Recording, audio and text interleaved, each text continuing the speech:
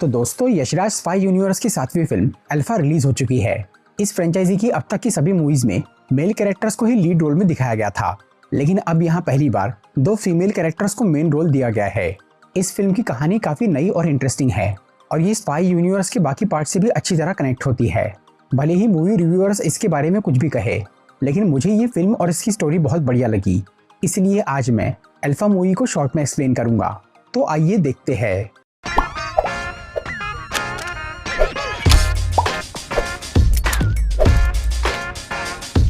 ये कहानी शुरू होती है ईयर 1999 में, जब इंडिया और पाकिस्तान के बीच कारगिल वॉर हुआ था।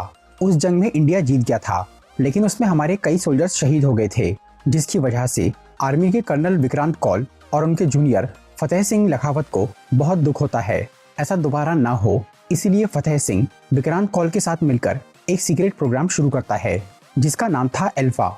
इस प्रोजेक्ट में फतेह सिंह डॉक्टर जॉन वर्गीस नाम के एक साइंटिस्ट के जरिए एक खास सीरम बनाना शुरू करता है। उसकी मदद से एक आम सोल्जर को एक सुपर सोल्जर बनाया जा सकता था।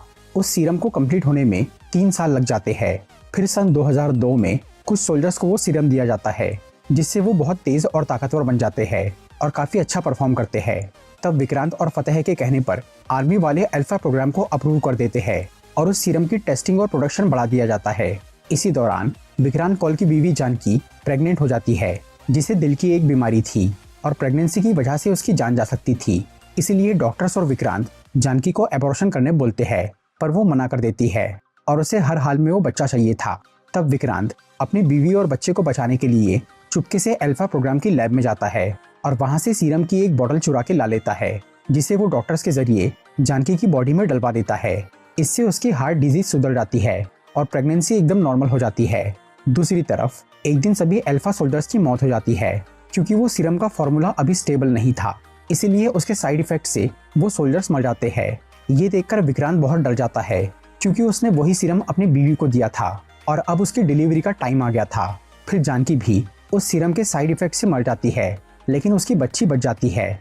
उधर फतेह सिंह को ये पता चल जाता है कि विक्रांत ने जानकी को अल्फा सीरम दिया था, इसीलिए वो हॉस्पिटल पहुंच जाता है और विक्रांत को बोलता है कि वो सीरम एक सरकारी प्रॉपर्टी है, जिसपे सिर्फ सोल्जर्स का हक है, और क्योंकि अब वो सीरम उसके बच्ची की रगों में मौजूद है, इसलिए अब उस बच्ची पे भी सरकार का ही हक है, जिसकी वजह से फतेह उसे वहां से लेकर चले जाता है। उस वक्त विक्रांत अपनी बीवी के मरने के सदमे में था, इसलिए वो पहले कुछ नहीं करता, पर बाद में जब उसे होश आता है तो वो अपनी बेटी को वापस लेने फतेह के पास जाता है, लेकिन वहाँ उसे वो बच्ची मरी हुई मिलती है, जिसके बारे में फतेह बोलता है कि उस सीरम की वजह से वो बच नहीं पाई। ये देखकर विक्रांत को अपनी गलती पे बहुत पछतावा होता है, इसलिए वो मिलिट्री छोड़ देता है। इसके अलावा आर्मी वाले अल्फा प्रोग्राम को पूरी तरह बंद कर देते हैं और फतेह सिंह का मिलिट्री रैंक डाउन कर देते हैं, क्योंकि उसने जल्दबाजी में अल्फा सीरम कई सोल्जर्स में डाल दिया था, जिससे उनकी जान चली गई। इसीलिए अब सजा के तौर पे फतेह को फील्ड ड्यूटी से हटाकर चेरापूंजी के एक मिलिट्री बेस पे बिठा दिया जाता है। लेकिन अब तक उसने हार नहीं मानी थी और वो आज भी अल्फा प्रोजेक्ट पे काम करना चाहता था, क्योंकि उसने उसका एक सक्सेसफुल रिजल्ट देख लिया था, जो थी विक्रांत कौल की बेटी, जो कि असल में जिंदा थी और फतेह ने सबसे झूठ बोलकर उसे छुपा लिया था, जिसका वो नाम रखता है सीता। फिर वो उसे लेकर राजस्थान की एक सुनसान फैक्ट्री में जाता है और वहाँ डॉक्टर जॉन वर्गीस को बुलाकर सीता को पालने और उस पर रिसर्च करने बोलता है, ताकि उन्हें ये समझ में आ सके कि वो अल्फा सीरम से मरी क्यों नहीं। इसके बाद फतेह सिंह बार बार चेरापूंजी से राजस्थान आना जाना करता है और वर्गीस वहीं रह के सीता की परवरिश और उसकी बॉडी की स्टडी करता है। वो बच्ची होशियार तो बहुत थी, पर उसके शरीर में अभी ज्यादा ताकत या तेजी नहीं आई थी और फतेह को सिर्फ उसी में दिलचस्पी थी। लेकिन फिर जब सीता 12 साल की होती है और उसके पीरियड शुरू होते हैं, तब उसकी बॉडी में अल्फा सीरम का असर दिखता है और वो तेज और ताकतवर बनने लग जाती है। इसी वजह से अब खुद फतेह सिंह वहां आकर सीता को ट्रेन करता है और उसे एक बेहतरीन सोल्जर बनाने में लग जाता है। उधर जॉन वर्गीस काफी टाइम से सीता के ब्लड सैंपल के जरिए एक परफेक्ट अल्फा सीरम बनाने की कोशिश कर रहा था, लेकिन उसे कामयाबी नहीं मिल पाती। इस तरह से कई साल बीत जाते हैं। दूसरी तरफ कर्नल सुनील लूथरा के मरने के बाद विक्रांत कौल रॉ का नया चीफ बन जाता है। फिर 2026 में एक दिन अचानक रॉ वालों को ये खबर मिलती है कि किसी अनजान शख्स ने आर्मी के 5 मिनिस्टर्स को मार दिया। ये सुनकर विक्रांत ये समझ जाता है कि वो सभी वो लोग थे जो कि कई साल पहले अल्फा प्रोग्राम से जुड़े हुए थे। इसलिए विक्रांत का शक सीधे फतेह सिंह लखावत पे जाता है कि उसी ने वो मर्डर्स कराए हैं। इसी वजह से विक्रांत उससे मिलने चेरापूंजी की मिलिट्री बेस पे जाता है और फतेह से उन मर्डर्स के बारे में पूछता है। तब वो विक्रांत को सीता के बारे में बताता है कि वो उसकी बेटी है जो कि एक अल्फा सोल्जर है और उसी ने वो खून किए है क्योंकि अब सीरम की वजह से उसका दिमाग खराब हो गया है। इसीलिए उसने अपने सभी टीम मेंबर्स को भी मार दिया और अल्फा फैसिलिटी बर्बाद कर दी और अब वो फतेह और विक्रांत को मारने वाली है। इसीलिए फतेह सिंह खुद पहले सीता को ढूंढ के उसे खत्म करना चाह रहा था, लेकिन विक्रांत ये सब सुनकर बहुत गुस्सा हो जाता है कि फतेह ने बिना परमिशन के अल्फा प्रोग्राम जारी रखा और वो उसकी बेटी को मारना चाह रहा है। इसीलिए विक्रांत उसे फांसी दिलाने की धमकी देता है। तब फतेह बोलता है कि वो मर्डर सीता ने किए है, इसीलिए पहले उसे फांसी होगी। तब विक्रांत अपनी बेटी को बचाने में लग जाता है। दूसरी तरफ सीता सबसे छुप जाती है और विक्रांत कॉल को ट्रैक करना शुरू करती है, जिससे उसे पता चलता है कि वो अभी स्पेन गया है जहां वो हर महीने जाता है। इसीलिए सीता को डाउट होता है कि उस देश में विक्रांत का कोई सीक्रेट है। तब हमें स्पेन दिखाया जाता है जहां विक्रांत दुर्गा नाम की एक लड़की से मिलता है जो कि उसकी बेटी थी। असल में जानकी ने जुड़वा बच्चों को जन्म दिया था, लेकिन जब फतेह ने वो हॉस्पिटल में आकर विक्रांत की बच्ची ले जाने की बात की थी तब वहाँ की डॉक्टर ने उसकी दूसरी बेटी को छुपा दिया था। फिर विक्रांत ने उस बच्ची यानी दुर्गा के सभी रिकॉर्ड्स मिटाकर उसे स्पेन में उसके मौसी मौसा के पास छोड़ दिया ताकि सरकार उस बच्ची को ना छीने, क्योंकि उसकी बॉडी में भी अल्फा सीरम था और वो भी बहुत तेज और ताकतवर थी। विक्रांत को हमेशा से यही लग रहा था कि उसकी एक बेटी मर चुकी है, लेकिन अब जब उसे सीता के बारे में पता चलता है तो वो और दुर्गा उसे बचाने का फैसला करते हैं। फिर विक्रांत दुर्गा को इंडिया लाता है और उसे कश्मीर में अपने एक सेफ हाउस पे भेजता है जहां वो खुद भी जा रहा था। उधर जब सीता ये देखती है कि विक्रांत कश्मीर जा रहा है और वहां उसका एक घर है तो वो विक्रांत से पहले ही उस सेफ हाउस में पहुंच जाती है। फिर वहां उसे दुर्गा नजर आती है, जिसे देखकर सीता को लगता है कि उसे फतेह ने उस पर हमला करने भेजा है, इसीलिए वो दुर्गा से लड़ना शुरू कर देती है। तब दुर्गा उसे समझाती है कि वो उसकी बहन है, पर सीता उसकी बात नहीं सुनती और लगातार उससे फाइट करती है। तभी विक्रांत वहां आकर उसे रोक देता है और बोलता है कि वो उसका पिता है, लेकिन सीता उन दोनों को बेहोश करके बांध देती है। बाद में दुर्गा और विक्रांत उसे अल्फा सीरम और फतेह सिंह की पूरी सच्चाई बताते हैं। तब सीता बोलती है कि फतेह ने उसका पूरा बचपन छीन लिया और एक लैब में कैद रख के उसे कड़ी ट्रेनिंग दी। इसके बावजूद भी वो उसे अपना पिता मानती थी और उसकी हर बात सुनती थी, क्योंकि वो उसे इंडिया का बेहतरीन सोल्जर बनाना चाहता था। लेकिन फिर एक दिन जॉन वर्गीस ने सीता को बताया कि फतेह हमेशा से उसके जरिए नया अल्फा सीरम बनाना चाहता था, लेकिन वो सीता के ब्लड से नहीं बन पा रहा था। पर अब वर्गीस को अपनी रिसर्च से ये समझ में आया कि सीरम का परफेक्ट वर्जन सीता के ब्लड से नहीं बल्कि उसके ब्रेन सेल से ही बन सकता है, जिसे निकालने से सीता कोमा में जा सकती थी या मर सकती थी। इसीलिए वर्गीस ये काम नहीं करना चाहता था, क्योंकि उसे सीता से प्यार था, लेकिन फतेह उस सीरम के लिए सीता की कुर्बानी देने को तैयार था। इसके बाद एक दिन डॉक्टर वर्गीस ने फतेह को एक अनजान आदमी से मिलते हुए देखा, जिसे वो अल्फा के नए वर्जन के बारे में बताकर उससे बहुत सारे पैसे ले रहा था। और वो आदमी ये बोल रहा था कि अब ऑपरेशन ओडिसी को कोई नहीं रोक पाएगा। इससे वर्गीस को शक हुआ कि फतेह कोई गलत काम कर रहा है, इसीलिए उसने इस बारे में अल्फा प्रोग्राम के पुराने डायरेक्टर्स को बता दिया। पर जब फतेह को इस बारे में पता चला तो उसने सीता के जरिए उन सभी मिनिस्टर्स को मरवा दिया, ये बोल के कि वो देशद्रोही है। लेकिन वर्गीस के मुताबिक असली गद्दार फतेह था, जो कि अपने गलत इरादों के लिए सीता की जान लेना चाहता था। इसीलिए वर्गीस उसे वहां से दूर जाने के लिए कहता है, पर सीता भागने की बजाय उस लैब को तबाह करने और फतेह को मारने का फैसला कर लेती है। फिर वर्गीस उसे बोलता है कि वो रॉ चीफ विक्रांत कॉल से जाकर मिले, जिसके पास उससे जुड़ा एक बड़ा राज है। इसके बाद जॉन वर्गीस सुसाइड कर लेता है, क्योंकि वैसे भी फतेह उसे मारने ही वाला था। ये सब जानकर सीता को फतेह सिंह से नफरत हो जाती है और वो उसके प्लान को फेल करने में लग जाती है। इसलिए उसने अल्फा प्रोग्राम की वो पूरी फैसिलिटी ही तबाह कर दी और वो विक्रांत को मारने के लिए नहीं बल्कि इसीलिए ढूंढ रही थी क्योंकि वर्गीस ने उसे उससे मिलने के लिए कहा था। और अब सीता को वो राज पता चल गया था कि वो असल में विक्रांत कॉल की बेटी है। इधर विक्रांत और दुर्गा को सीता की कहानी सुनकर बहुत दुख होता है, इसीलिए वो फतेह को मारने में उसकी मदद करने की बात करते हैं। लेकिन सीता अकेले ही वो काम करना चाहती थी और वो विक्रांत को अपना पिता मानने के लिए तैयार नहीं थी, क्योंकि वो उसे पहले बचाने नहीं आया। फिर जैसे ही सीता वहां से जाने लगती है तभी उस घर के आसपास कई सारे सोल्जर्स आ जाते हैं जो कि फतेह के आदमी थे। वो सीता को पकड़ने और विक्रांत को मारने वहां आए थे। तब विक्रांत उस घर को हैवी मेटल डोर से पैक कर देता है और अपनी बेटियों को एक खुफिया रास्ते से वहां से निकलने बोलता है। सीता पहले वहां से जाना नहीं चाह रही थी, लेकिन विक्रांत उसे वादा करता है कि वो 3 दिन में फतेह को उसके हवाले कर देगा।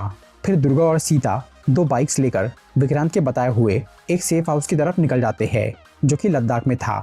इसके बाद विक्रांत अकेले ही उन सभी सोल्जर्स को खत्म कर देता है, क्योंकि उसके पास काफी सारे हथियार थे और उसने वो घर के आसपास बहुत सारे बॉम्ब लगाए थे। फिर वो एक सोल्जर को गन की नोक पर फतेह को कॉल करके ये बुलवाता है कि उन्होंने सीता को पकड़ लिया। इसीलिए फतेह सिंह कश्मीर आकर उस सोल्जर को अपनी लोकेशन बता देता है, जहां विक्रांत अपनी टीम के साथ पहुंच जाता है। फिर वो फतेह से पूछता है कि ऑपरेशन ओडिसी क्या है और वो उसमें अल्फा सीरम का क्या करने वाला है।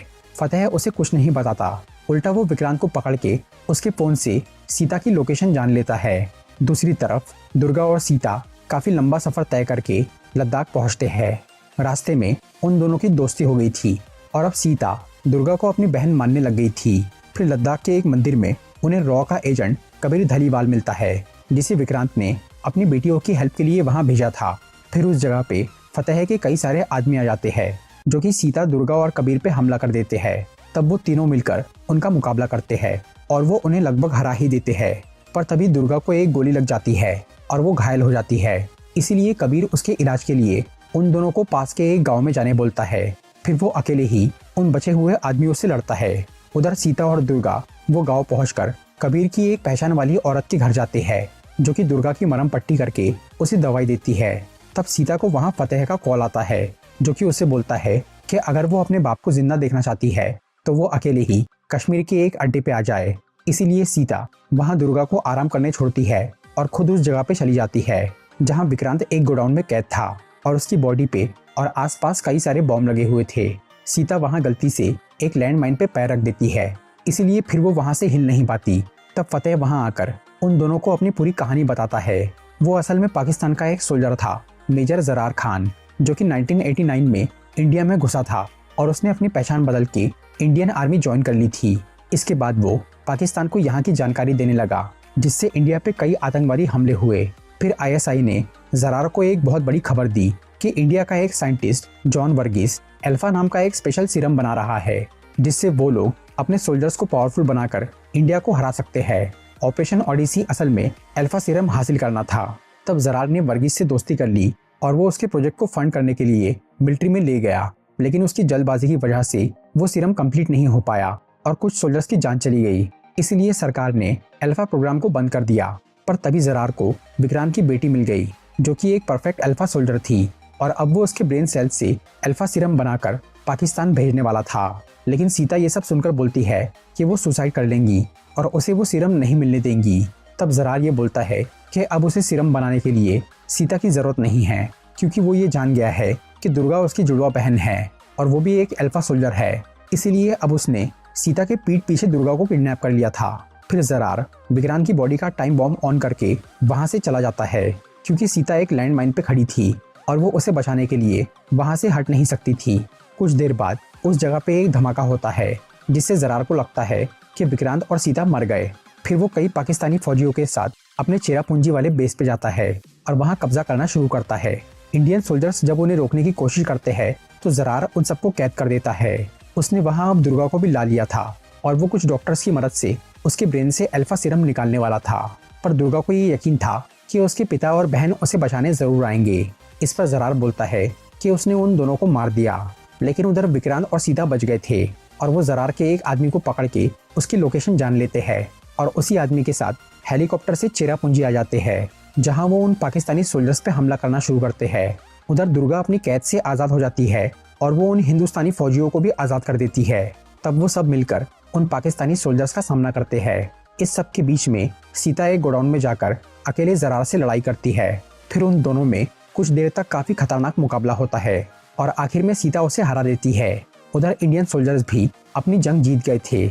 इसके बाद विक्रांत जरार को गिरफ्तार करने वहां आता है। तब वो बोलता है कि वो लोग कभी उसे एक आतंकवादी साबित नहीं कर पाएंगे और वो जेल में आराम की जिंदगी बिताएगा। इससे विक्रांत को बहुत गुस्सा आता है, लेकिन वो उसे मार भी नहीं सकता था, क्योंकि वो कानून से बंधा हुआ था। इसीलिए वो सीता को एक गन देकर उसे खत्म करने बोलता है। तब सीता अपने साथ हुए अत्याचार को याद करके और जरार की गद्दारी को देखते हुए उसे मार डालती है। इस सब के बाद में विक्रांत अपनी बेटियों के साथ कश्मीर वाले सेफ हाउस में चला जाता है और वहां उन दोनों को बोलता है कि या तो वो एक नॉर्मल जिंदगी जी सकती है या रॉ में शामिल होकर टाइगर, पठान और कबीर जैसी इंडियन सोल्जर्स बन सकती है। तब सीता और दुर्गा उस जॉब के लिए तैयार हो जाते हैं।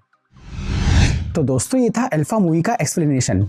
अगर आपको ये वीडियो अच्छी लगी हो तो इसे लाइक और शेयर जरूर करिए, और ऐसी ही इंटरेस्टिंग वीडियोस देखने के लिए सब्सक्राइब कीजिए हमारा चैनल और इस बेल आइकन को दबाइए ताकि आपको हमारी वीडियोस सही टाइम पर मिल सके।